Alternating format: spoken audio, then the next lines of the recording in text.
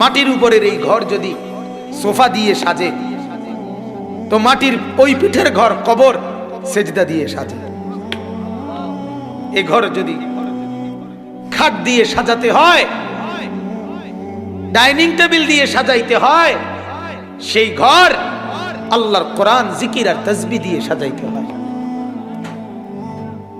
আর এই ঘর বান্দা আল্লাহ যেন ডেকে বলে, বান্দা এ ঘর তুমি একা না সাজাইলেও চলবে, তুমি যে দূর পারো করো, ছেলে আইসা বাকিটা করবে, নাতি আইসা বাকিটা করবে।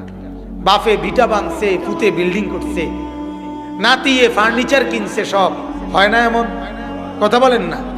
তো আল্লাহ যেন বলে, বান্দা এই ঘর তো তুমি একা না সাজাইলেও চলতো, ছেলে আইসা নাতি আইসা বাকিটা সাজাবে, কিন্তু জমিনের ওই পিঠে যে কবর নামের ঘর, সেটা যদি তুমি একা না সাজাও, কে সাজাবে তোমার? ওই ঘর তো তুমি একাই সাজাইতে হবে। সে ঘর তো তোমার ছেলে সাজাবে না, সে ঘর তো তোমার নাতি সাজাবে না। যে ঘর তুমি একা সাজাবার কথা, সে ঘর রাখলা খালি।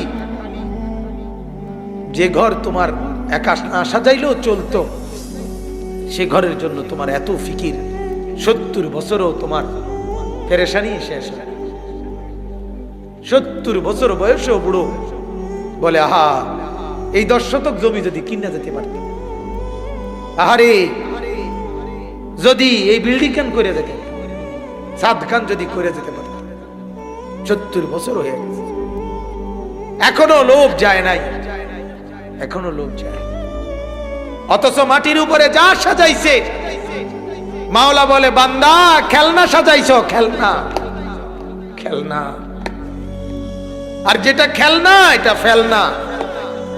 ওমা হাদিহিল হায়াতুদ দুনিয়া ইল্লা লাহবুন ওয়া লাইব, তামাশা তামাশা, খেলনা। আল্লাহ বলে এটা বিল্ডিং না, এটা খেলনা।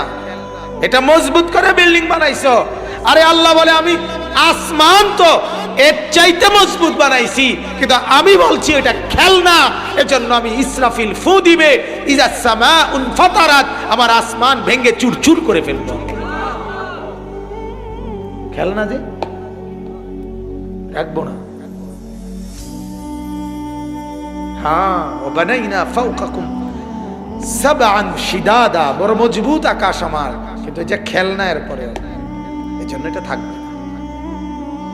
তোমার বিল্ডিং, তোমার সোফা আসমানের এই আকাশের চাইতে মজবুত। আমাদের পাকিস্তানের বিশ্ববিখ্যাত দাঈ ইলাল্লাহ হযরত মাওলানা তারেক জামিল সাহেব দামাত বারাকাতুহুম বলেন, ভাইয়া ইঞ্জিনিয়ারের ফাইলিং রিপোর্টের উপরে মাটির গুণাগুণ, মাটির টেকসই মজবুতি ইঞ্জিনিয়ারের ফাইলিং রিপোর্ট দিয়া বুঝলা, সয়েল টেস্টের রিপোর্ট দিয়া বুঝলা, মাটিকে একবার জিজ্ঞাসা করলাম, বুঝেন নাই কথা? ইঞ্জিনিয়ারে না জিগায়া মাটিরে জিগাও না, মাটিকে বলো না কান পাইতা মাটি তোমার কাছে জানতে চাই, তুমি মজবুত তো, তুমি টেকসই তো? তো মাটি চিৎকার করে বলবে, আল্লাহর বান্দা দোহাই, আমার উপরে নির্ভর করো না, আমি থাকবো না। ইদা রাজ্জাতিল আরদু রাজ্জা, ইসরাফিল ফু দিবে, আমি রেজা রেজা হয়ে যাব, আমি পাউডার পাউডার হয়ে যাব, আমি টেকসই না। আমি ফেরাউনের বাড়ি মাটির উপরে রাখি নাই, আমি নমরুদের বাড়ি মাটির উপরে রাখি নাই, আমি সাদ্দাদ আর কারুনের বাড়িগুলো রাখি নাই, তোমারটা রাখবো কেমন? কথা বলেন, কিভাবে রাখবো? এর চাইতে কত মজবুত বাড়ি, সেগুলো পৃথিবীর থেকে হারায় দিছি, তোমারটা? আল্লাহ আমাদেরকে বুঝার তৌফিক দান। এজন্য বাপ জিন্দেগির ফিকির করা। তো বলতেছিলাম যে কথাটা, রাসূলুল্লাহ সাল্লাল্লাহু আলাইহি ওয়াসাল্লামের প্রিয় চাচা, আপনারা জানেন হযরতে আমির হামজা রাদিয়াল্লাহু তাআলা আনহুকে উহুদের যুদ্ধে যিনি শাহাদাত বরণ করাইছিলেন, শহীদ করেছিলেন, তার নাম ছিল ওয়াহশী, ঠিক না? সেই ওয়াহশী যিনি আল্লাহর নবীর চাচা হামজাকে হত্যা করেছিলেন উহুদের যুদ্ধে। কিতাবে আছে, তারিখে আমরা পড়ছি, ইতিহাসের কিতাবে আল্লাহর নবী সাল্লাল্লাহু আলাইহি ওয়াসাল্লামের 70 জন সাহাবী যারা উহুদের ময়দানে শাহাদাত বরণ করছিলেন, নবীজি যখন তাদেরকে দেখছেন, তো নবীজির চাচার যখন টুকরা টুকরা হযরতে হামজার শরীর কাইটা টুকরা টুকরা করে ফেলছিল, নাক চোখ কান সব ছিন্ন ভিন্ন করে ফেলছিল, আল্লাহর নবী তখন এত কাঁদা কাঁদছিলেন, জীবনে কোনোদিন এত কাঁদা কাঁদে নাই। আর বলছিলেন, সাহাবীরা আজ উহুদের ময়দানে তোমরা সবাই বাকিদের জন্য কাঁদো, আর আমি মুহাম্মদের সব চোখের পানি আমার চাচার জন্য, আমি আমার চাচার জন্য কাঁদি। এই চাচার হত্যাকারী কিন্তু তিনি যখন মক্কা বিজয়ের পরে মুসলমান হইতে চাইছেন, এই ওয়াহশী, এই একজন মানুষ চাচার হত্যাকারী, তাও নিজে আসে নাই, আরেকজন লোক পাঠাইছেন। লোক না, আমার কিছু শেষ করে দিচ্ছি। আল্লাহর নবী সাল্লাল্লাহু আলাইহি সাল্লামের কাছে একজন লোক পাঠাইছেন।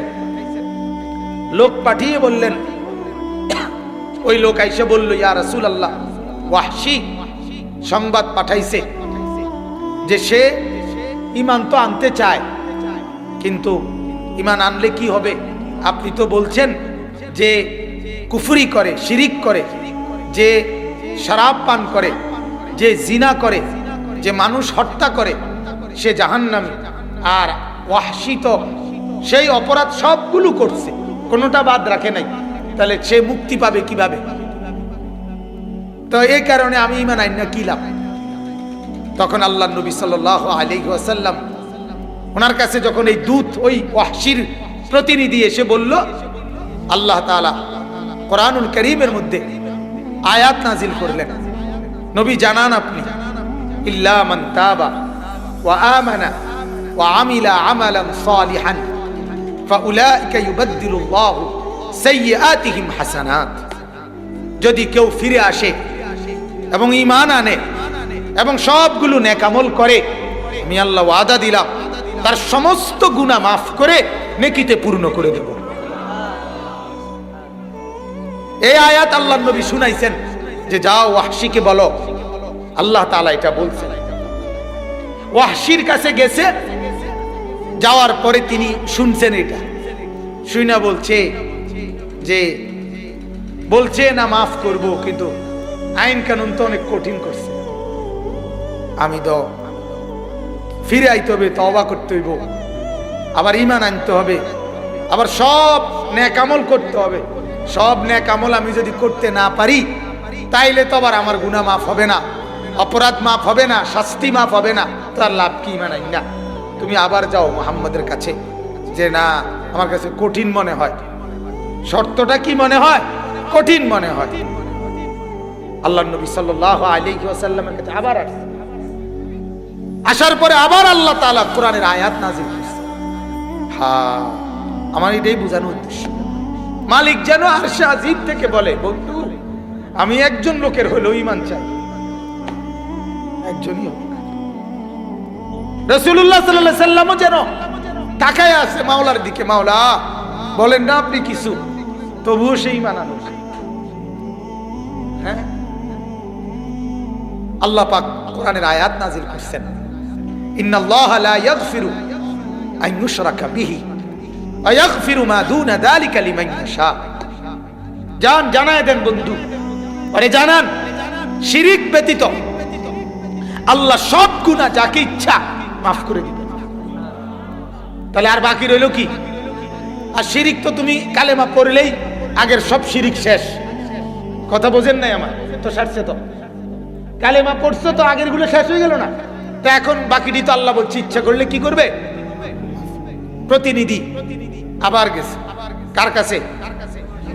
ওয়াহশীর কাছে। আপনারা বলছেন যেহেতু তো কদ্দুর কথা কন, হেরারও তার জিঙ্গাই না যারা গেছে বাইর দিয়েছে, ওনাদের জন্য আমি দোয়া ওই করি, সবার জন্য। 1 মিনিট শুনছে যে আল্লাহর কথা শুনছে, তার আমল নামা তো নেকি জমছে, ঠিক কি না বলেন না? সুবহানাল্লাহ একবার বললেও লাভ, 100 বার বললেও লাভ। একবার বললে উহুদ পাহাড়ের চাইতে ভারী নেকি। জান্নাতে একটা নাখলাতুন ফিল জান্নাহ, জান্নাতে একটা খেজুর গাছ রোপণ করা হয়। তাহলে সুবহানাল্লাহ একবার বলতে কমপক্ষে 10 মিনিট লাগে না? 1 মিনিট লাগে না? 30 মিনিট লাগে না? 30 সেকেন্ডও লাগে না, 1-2 সেকেন্ডও লাগে। তাহলে 1-2 সেকেন্ডেও ইমানদার উহুদ পাহাড়ের চাইতে ভারী নেকি কামাইতে পারে। তাহলে আর অসুবিধা কি? কম হইলেও বালা, আবার বেশি 100 বার কেউ যদি সুবহানাল্লাহ পড়ে, আল্লাহর নবী বলছে নবী বংশের ইসমাইলের বংশ মানে নবীরই বংশ, নবী বংশের 100 গোলাম আজাদ করার নেকি আল্লাহ তাআলা আমলনামা তুলে দেয়। তাহলে কি বোঝা গেল? 100 বার বললেও লাভ, একবার বললেও বলেন আলহামদুলিল্লাহ। হ্যাঁ, এই জন্য এটা মনে রাখা চাই, নেকির বেলায় একেবারে সামান্য, এটা তো সামান্য। ও আমার আর 5 টাকা দিলে আর কি হইব? মসজিদে কত মানুষে লাখ লাখ টাকা দেন, দৌড় মিয়া 5 পয়সাই দেন মিয়া, 5 পয়সাই দেন, তো আপনি এই কোটি টাকার সাথে মিশে গেলেন। ইত্তাকুন নার ওয়ালাউ বিশিক্কি তামারা। আল্লাহর নবী সাল্লাল্লাহু আলাইহি সাল্লাম বলেন, খেজুরের একটা দানা আটি, খেজুরের আটি বুঝছেন না, খেজুরের দানা দিয়ে হলেও দান করে আল্লাহর রাস্তায় নিজেকে জাহান্নামের আগুন থেকে বাঁচাও। এই খেজুরের দানা দিয়ে তবুও দাও, তবুও দাও, অর্থাৎ সামান্য সামান্য। আল্লাহর নবী বলছে লা তাহকিরান্না মিনাল মারুফে শাইআন, সামান্য নেক আমলকেও হাকির সামান্য মনে করো না, এটাকেও সামান্য মনে করো না, এটার দ্বারা আল্লাহ তাআলা তোমার অনেক বড় নেকি দান করবে। উদাহরণ দিছে নবীজি, উদাহরণ দিছে, তোমার ভাই পানি তুলতেছে বালতি দিয়া, কি দিয়া? একজন ভাই পানি তুলতেছে, যেই হোক, তুমি তার বালতির কোনাটা ধরে আলগি দিয়া কদ্দুর সহযোগিতা করে দাও, আল্লাহর রাসূল বলেন তোমার আমলনামায় সাদকার সওয়াব হবে। এই বালতির কোনা ধরে দাও, সুবহান। এক অন্ধকে তুমি রাস্তার এই পাশ থেকে ওই পার করে দাও, আমলনামায় সাদকার সওয়াব হবে। আরে তুমি রাস্তার একটা আলফিন, রাস্তার একটা কলার ছিলকা, বাদামের একটা ছিলকা, এটাই তুলে তুমি এক পাশে ফেলে দাও, আল্লাহর রাসূল বলে এটা তোমার ঈমানকে পূর্ণ করে দিবে, কারণ এটাও তোমার ঈমানের একটা শাখা, এটাও তোমার ঈমানের একটা ডাল। ওয়া আদনাহা ইমাতাতুল আদা আনিত তরিক, রাস্তা থেকে কষ্টদায়ক জিনিস সরায়। সুবহানাল্লাহ। হ্যাঁ, এজন্য ছোট্ট থেকে ছোট্ট, সামান্য থেকে সামান্য নেকি।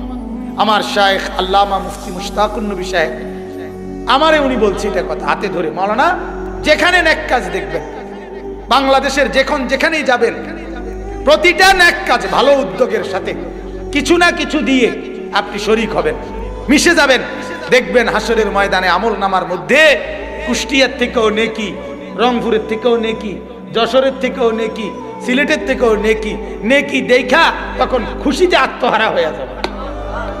মনেও নাই আপনার যশোরে 500 টাকা কোন আপনি দিয়ে আইছেন, মনেও নাই আপনি সুনামগঞ্জে দিয়ে আইছেন, তো এরকম কোথাও দিয়ে আসছেন, মনেও থাকতো না আপনার, কিন্তু হাসরের ময়দানে দেখবেন নেকির পাহাড় জ্বলছে।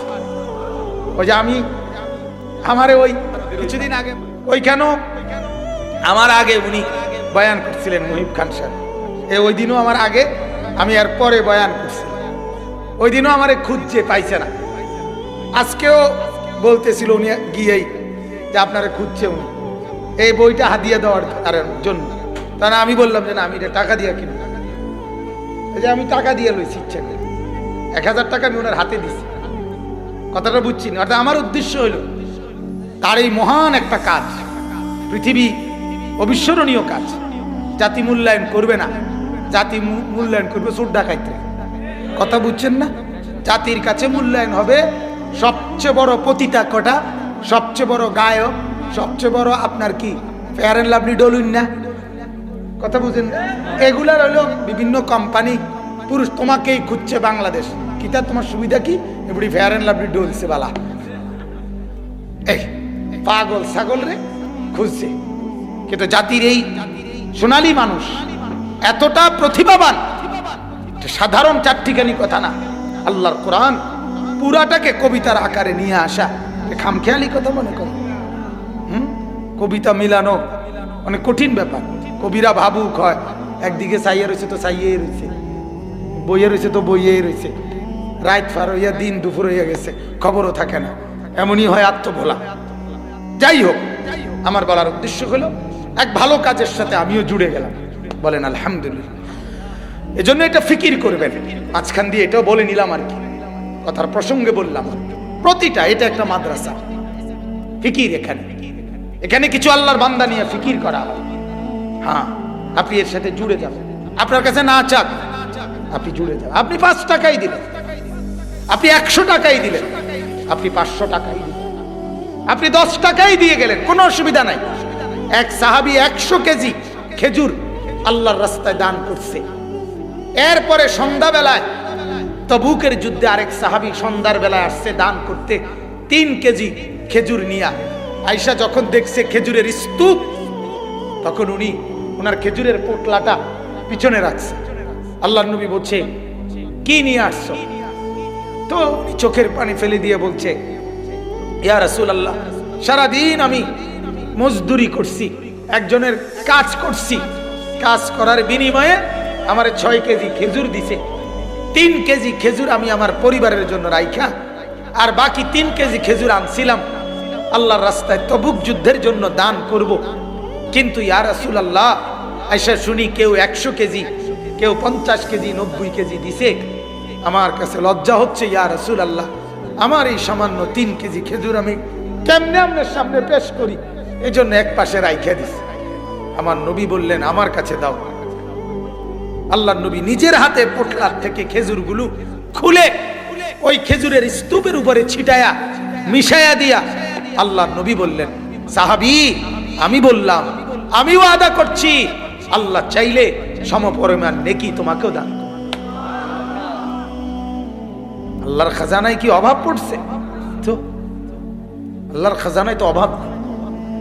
হ্যাঁ, এই জন্য এক মুমিনের সিফাত, এটা মনে রাখবেন, এক ইমানদারের সিফাত, সে দান করে। কথা বুঝছেন নি আপনি? এটা একটা সিফাত বানাই, এটা আপনার একটা আখলাক, এটা আপনার একটা চরিত্র, এটা আপনার একটা অভ্যাস। এটা মনে রাখ। ইসলামের মধ্যে অর্থ উপার্জনের ক্ষেত্রে 2টা মূলনীতি জরুরি। একটা হলো আপনার উপার্জনকে আল্লাহ নিষিদ্ধ, রসুল নিষিদ্ধ সমস্ত হারাম পন্থা থেকে মুক্ত রাখা। আরেকটা হলো প্রত্যেকটা ইমানদার নিজের সম্পদকে শুধুই নিজের মনে না করা। এটা একটা ইসলামের অর্থনীতির গুরুত্বপূর্ণ মূলনীতি। কথা বুঝছেন নি আপনি? ইসলামী অর্থনীতির এই 2টা মূলনীতি। উপার্জনকে হারাম থেকে কি রাখতে হবে? মুক্ত রাখতে হবে। 2, এটাকে শুধুই আমার এ কথা ভাবলে হবে না, এটা আমার না, এই টাকার মধ্যে আমার মা, আমার বাবা, আমার স্ত্রী, আমার সন্তান, আমার ভাই, আমার বোন, আমার আত্মীয়, আমার স্বজন, আমার বন্ধু, আমার পড়োশি, হ্যাঁ, এরকম গরিব, অসহায়, বিধবা, এতিমখানা, লিল্লা বোর্ডিং, মসজিদ, মাদ্রাসা, অর্থাৎ ব্যয় করার, দান করার সমস্ত খাতে আমার এই সম্পদের মধ্যে অধিকার আছে। অফি আমওয়ালিহিম হাক্কুন লিসাইলি ওয়াল মাহরুম, এটা কোরআনের আয়াত। কোরআনের আয়াত। তোমার সম্পদের মধ্যে হক আছে, যে চায় তার, এবং মাহরুম যে, বঞ্চিত যে তার। আল্লাহ পাক বলছে এটা হক। হক, যাকাত দান না, যাকাত তার অধিকার, আপনার উপরে ফরজ দায়িত্ব। বলেন আলহামদুলিল্লাহ। এজন্য সবসময় দান সদকা করবেন তো ইনশাআল্লাহ? করবেন তো আগামী বছর থেকে ইনশাআল্লাহ? না, এই মাস তো ভাঙতি পেরে গেছে, ওনার দিয়ে লাভ কি? এপ্রিল মাসের 1 তারিখ থেকে একটা সিদ্ধান্ত নিল, ঠিক নেই না? অনেক সময় অনেকে কয় না এরকম, এই সপ্তাহ ভাঙতি পেরে গেছে, আর এই সপ্তাহ থেকে ভালো হইয়া লাভ কি? সামনের শনিবারতে বুঝেন না? এই সপ্তাহ জন আজ যা সোমবার গিয়ে কালকে সকাল হইলো মঙ্গলবার, যা গেছে জন গেছে, সামনের শনিবারের ভালো হইলাম। এটা কোরআনে আছে। আল্লাহ বলছে, না বান্দা, এমন করো না। ওয়ালামু আন্নাল্লাহা ইয়াহুলু বাইনাল মারই ওয়া কলবি। আল্লাহ বলে, বান্দা মনে রেখো, তোমার ইচ্ছা আর আমি মাওলার ফয়সালা ব্যতিক্রম হইতে পারে। কাজেই নেক কাজের জজবা আসবে যখন, বাস্তবায়ন করবে তখন। আবার কোন জজবা আসবে যখন, বাস্তবায়ন করবে তখন। তুমি সিদ্ধান্ত নিছে শনিবারের তে ভালো হইবা, আল্লাহ সিদ্ধান্ত নিছে বুধবারে তুমি কবরে যাবে। কথা বলেন না। আমি আসরের নামাজ পড়ে মসজিদে রোজা রাখছি গত 1 বছর আগে। আমি মাগরিব বাদ বয়ান মোটরসাইকেলে যাইতেছি, আমি ওই মাহফিল ওয়ালারে বলছি, ভাই আমি আপনার এখানে আসতেছি, ইফতার করুন। নফল রোজা রাখছি কুরবানির আগে, ওই যে জিলহজের রোজা। বইলে মাত্র মোবাইলটা পকেটে রাখছি, মোটরসাইকেলের পিছনে। মোটরসাইকেল যিনি চালাইছেন আমার সেই বন্ধু মাওলানা জুবায়ের আছে আমার সাথে, ওই যে বই বই ঘুমায়। বেটা এই সময় এরকম ঘুম যাই আমার ট্যাঙ্ক ভাঙাইছে। মাশা সারাদিন আমার সাথে ছিল। তো এ চালাইতেছিল মোটরসাইকেল।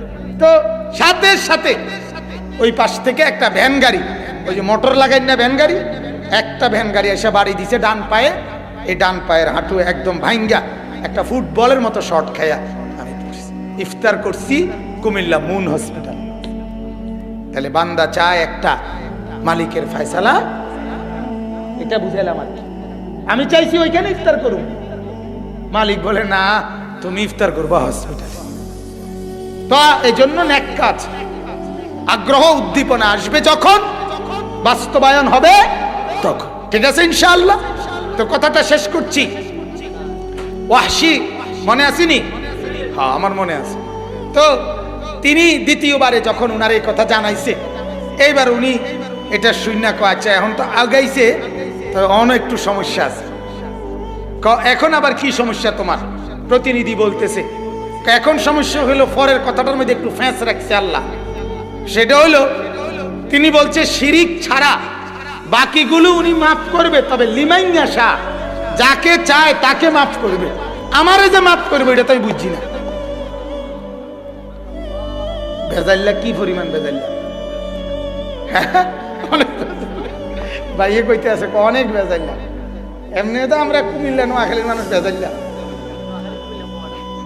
আমি কুমিল্লার কোনো অসুবিধা নেই।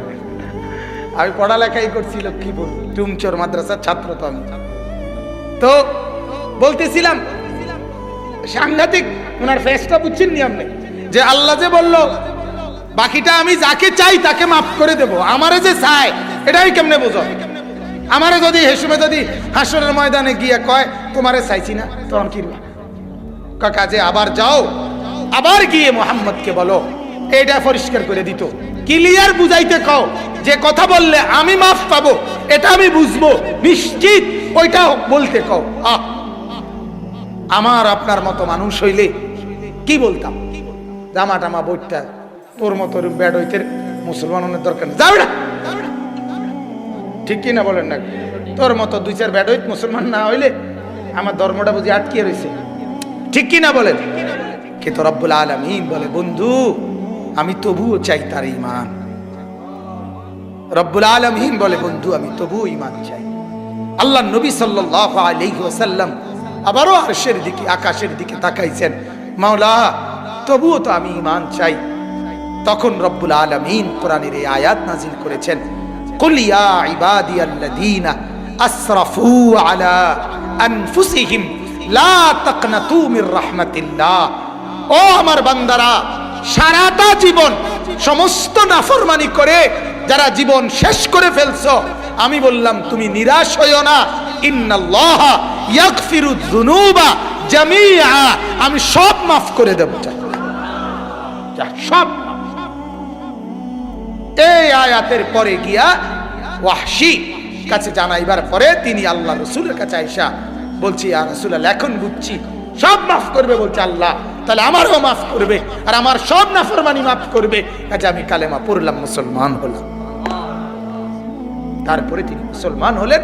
হযরতে ওয়াহশী রাদিয়াল্লাহু তাআলা আনহু বলেন আলহামদুলিল্লাহ। আমি এই কথাটাই বুঝাইতে চাইলাম, এই আয়াতটা শুধু এটাই পড়ছি, ইয়া আইয়ুহাল মুদাসসির কুম ফাআনদির ওয়া রাব্বাকা ফাকাব্বির।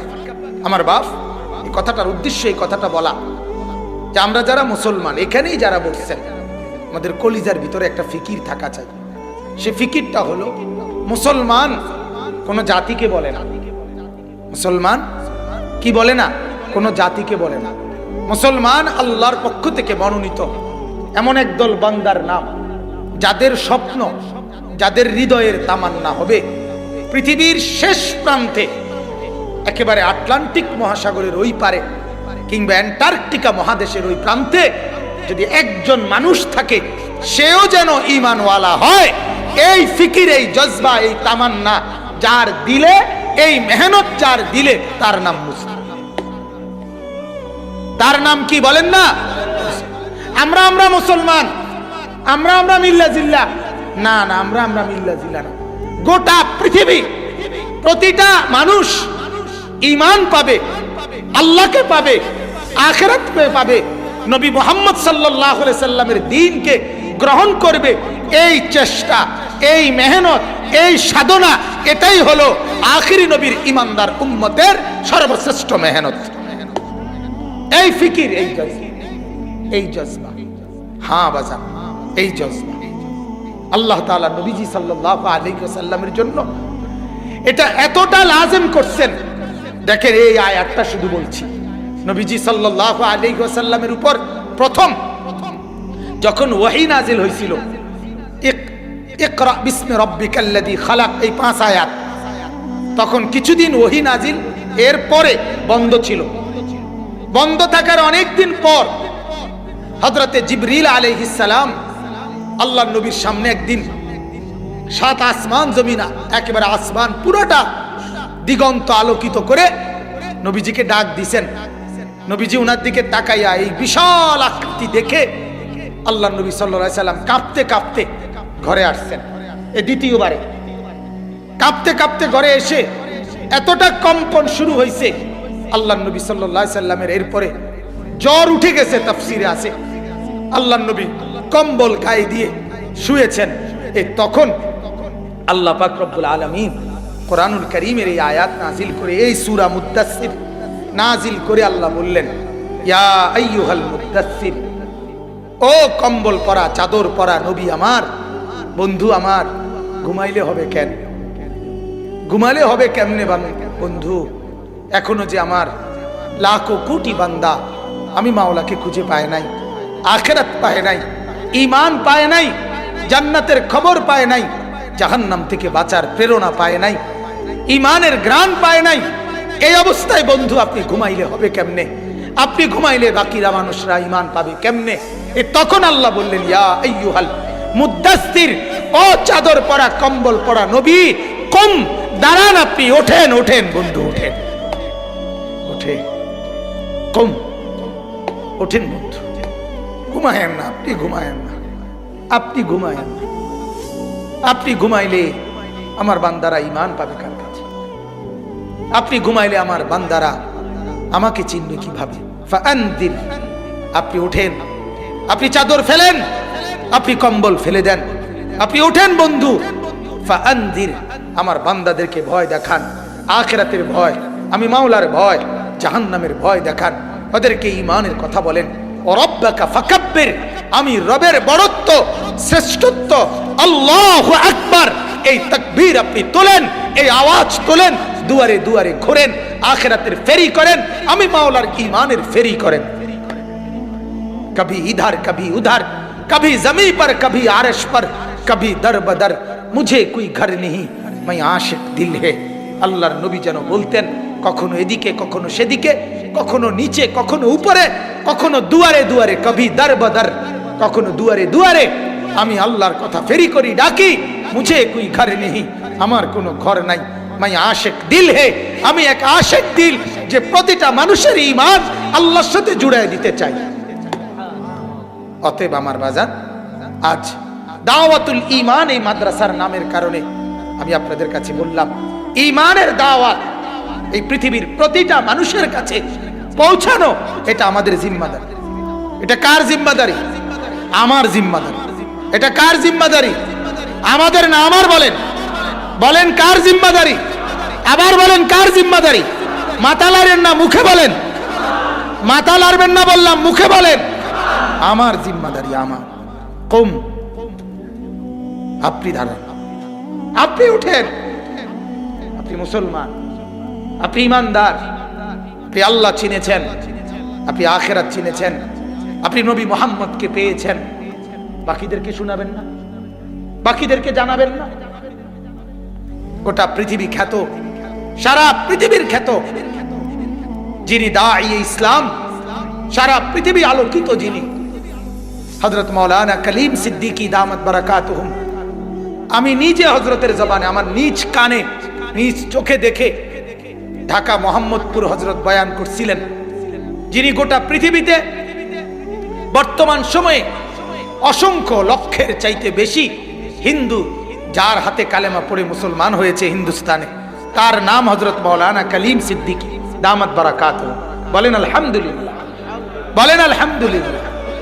হ্যাঁ, বাবরি মসজিদ যারা ভাঙছে, এই প্রথম বাবরি মসজিদের গম্বুজের মধ্যে যে কোপ দিয়া ভাঙতে শুরু করছে, সেই লোকটা, ওই কাফেরটাও এই কলিম সিদ্দিকী হযরতের হাতে কালেমা পড়ে মুসলমান হয়েছে। সেই ভাই তো বাংলাদেশে আসছে, জনাব মোহাম্মদ আমের, যার আগের নাম ছিল বলবীর সিং, বাংলাদেশ সফর করে গেছিলেন তিনি।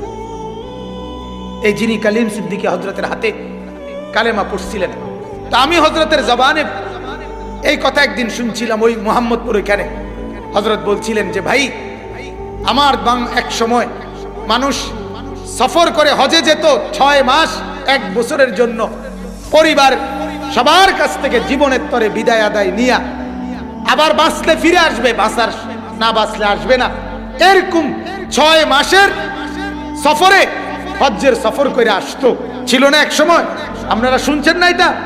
তো যেই মানুষগুলো আজকে 6 ঘন্টায় ঢাকা থেকে বিমান ছাড়লে জিদ্দা পৌঁছতে 6 ঘন্টা লাগে, তাহলে সেই মানুষ যারা আমাকে 6 মাসের, 3 মাসের, 2 মাসের সমুদ্র পথের উত্তাল সফরকে সহজ করে 6 ঘন্টার বিমান সফরে যারা আমারে আপনার পৌঁছায় দিল আল্লাহর ঘরের কাছে, ওই মানুষটা যে বিমানটি বানাইলো, ওই কাফেররা, ওই বেঈমানরা, এরকম হাজারো যারা এক সময় খাটিয়াত করে অথবা বাসের মধ্যে ভর দিয়ে রুগী দূর থেকে দূরান্তে চিকিৎসার জন্য নিত, তারা আজকে আধা ঘন্টার ব্যবধানে অ্যাম্বুলেন্সে করে রুগী হসপিটালে নিতে পারে।